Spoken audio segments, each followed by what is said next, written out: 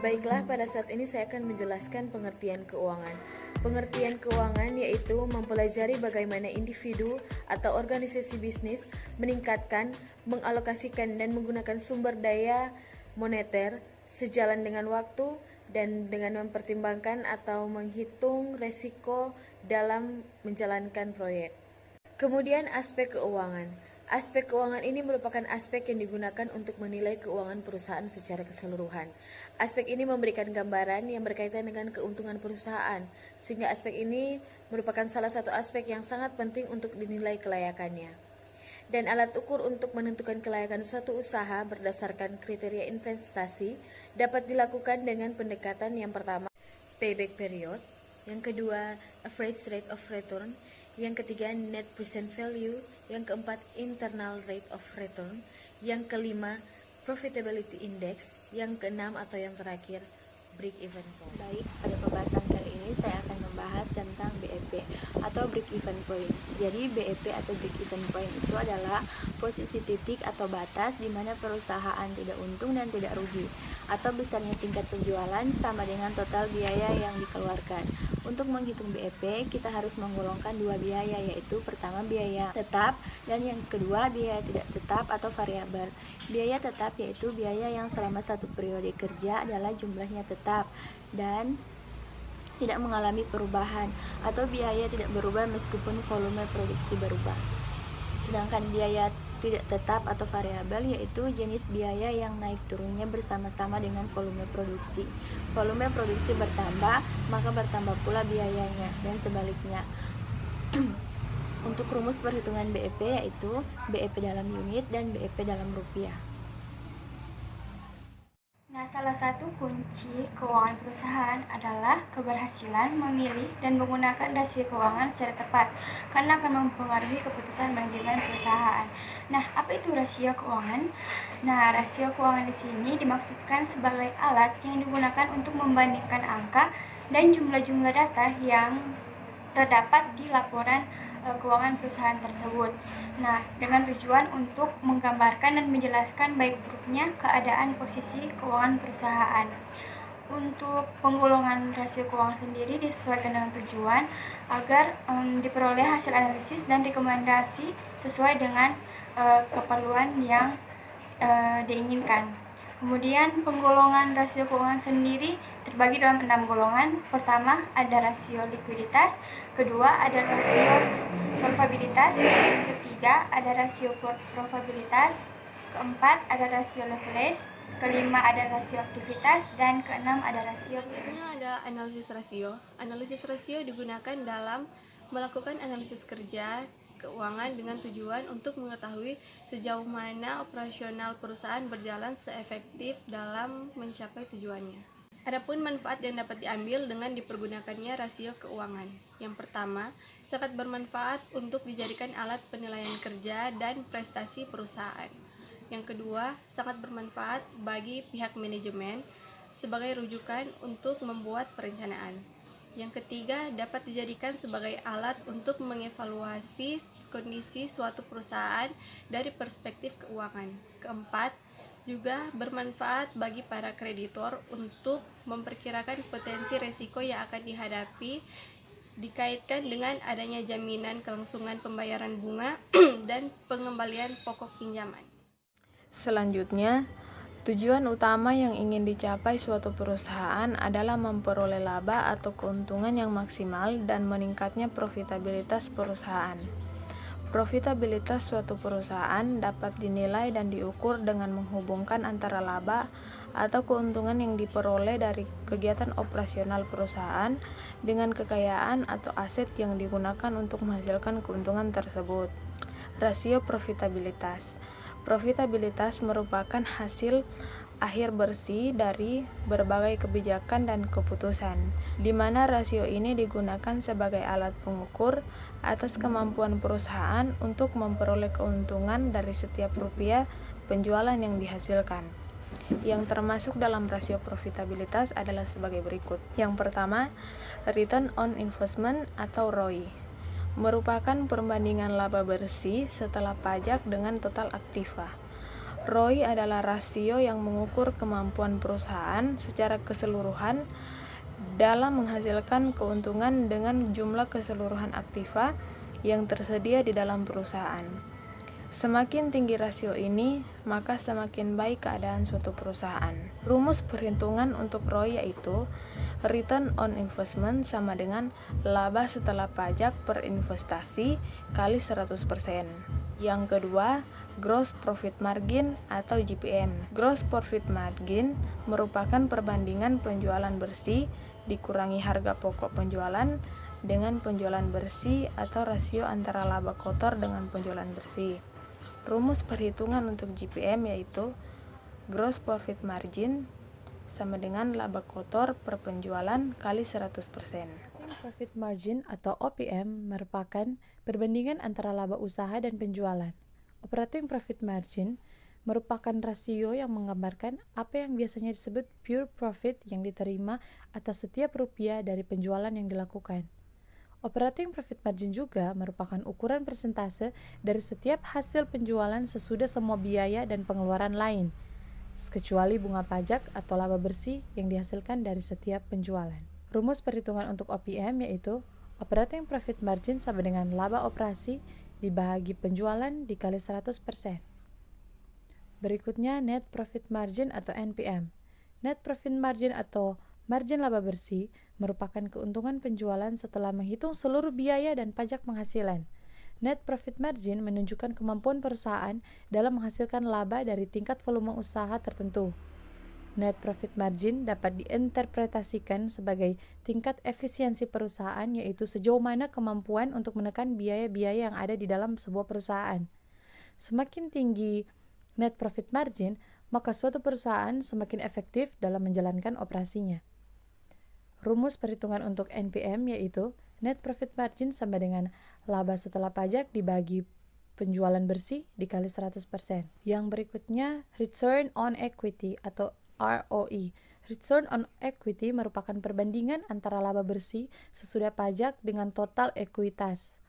Return on Equity merupakan suatu pengukuran dari penghasilan yang tersedia bagi para pemilik perusahaan, baik pemegang saham biasa maupun pemegang saham preferen, atas modal yang mereka investasikan di dalam sebuah perusahaan. Rumus untuk ROE yaitu Return on Equity sama dengan laba setelah pajak dibagi total ekuitasi atau modal sendiri dikali 100%. Perhitungan break-even point diambil dari jurnal berjudul Break-even Point sebagai alat perencanaan laba hotel. Studi kasus Hotel Ranggonang Sekayu. Berikut data penelitian yang dikumpulkan. Tabel 1 menampilkan jumlah kamar tersedia dan terjual pada tahun 2015. Tabel 2 menampilkan perhitungan laba bersih penjualan kamar pada Hotel Ranggonang Sekayu tahun 2015 dalam rupiah. Tabel 3 menampilkan perhitungan persentase alokasi biaya variabel dan biaya tetap berdasarkan metode nilai jual relatif. Tabel 4, alokasi biaya tetap per tipe kamar tahun 2015. Tabel 5, alokasi biaya variabel per tipe kamar Hotel Ranggonan tahun 2015. Tabel 6, perhitungan rasio margin kontribusi Hotel Ranggonan tahun 2015. Baik, masuk ke perhitungan BEP. A. Perhitungan BEP dalam unit.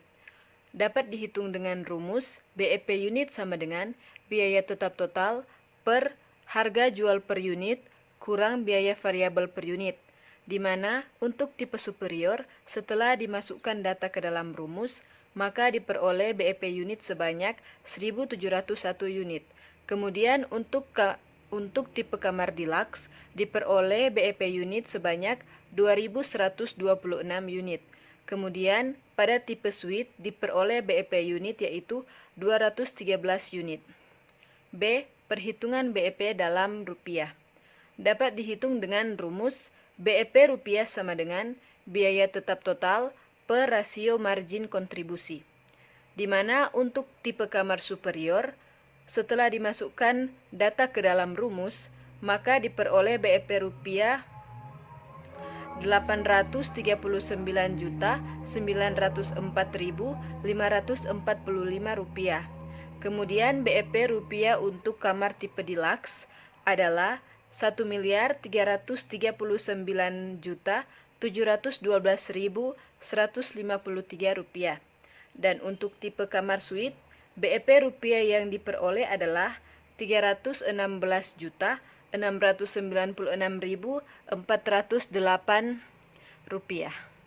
Setelah ditotalkan BEP rupiah masing-masing tipe kamar, maka diperoleh BEP rupiah total Rp2.496.313.106. Jika Hotel Ranggonang Sekayu ingin memperoleh BEP, maka pendapatannya harus sebesar Saat ini kita akan membahas tentang rasio profitabilitas, OPM, dan ROI. Diambil dari jurnal dengan judul Analisis Rasio Profitabilitas dalam Menilai Kinerja Keuangan Perusahaan pada PT Pelabuhan Indonesia 1 atau Persero Medan oleh Fitriani Saragi, di mana hasil penelitian yang diperoleh hanya 2 alat ukur rasio profitabilitas yang memiliki masalah, yaitu pada OPM dan ROI. Yang pertama, Operating Profit Margin atau OPM dengan menggunakan rumus laba operasi dibagi penjualan dikali 100%. Data pertama pada tahun 2010 yaitu Rp232.167.013.641 dibagi Rp988.427.977.876 dikali 100% dengan hasil 23,5%. Dan pada tahun 2011 data yang didapat yaitu Rp344.497.275 dibagi Rp1.160.300.554.090 dikali 100% dengan hasil 29,4%. Dan pada data tahun 2012 yang didapat yaitu Rp691.687.270.464 dibagi Rp1.566.623.719 dikali 100% dengan hasil 39,1%. Dari hasil perhitungan dari tahun 2010 sampai 2012 terjadinya kenaikan. Hal ini menunjukkan bahwa kinerja pada tahun tersebut cukup baik.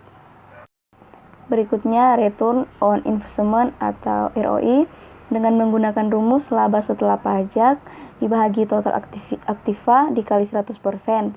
Data yang didapat pada tahun 2010 yaitu Rp130.669.293 dibagi Rp2.5.175.954.006 dikali 100% dengan hasil 6,9%. Data pada tahun 2011 yaitu Rp211.335.377.811 dibagi Rp3.446.534.931.408 dikali 100% dengan hasil 6,1%. Dan pada data di tahun 2012 yaitu Rp350.000.31.109.540 dibagi Rp4.195.895.746.272 dikali 100% dengan hasil 8,5%. Dari hasil perhitungan tadi diperoleh nilai ROI pada tahun 2010 sebesar 6,9%, sedangkan di tahun 2011 nilai ROI 6,1%. Hal ini menunjukkan bahwa perusahaan dalam pemanfaatan aset atau investasi dalam menghasilkan laba bersih menurun, dan ini menunjukkan pada tahun tersebut kinerja keuangan perusahaan pada tahun 2010 sampai 2011 kurang baik. Akan tetapi pada tahun 2012 nilai ROI mengalami peningkatan menjadi 8,5%, dan ini menunjukkan kinerja keuangannya mengalami peningkatan. Sekian dan terima kasih.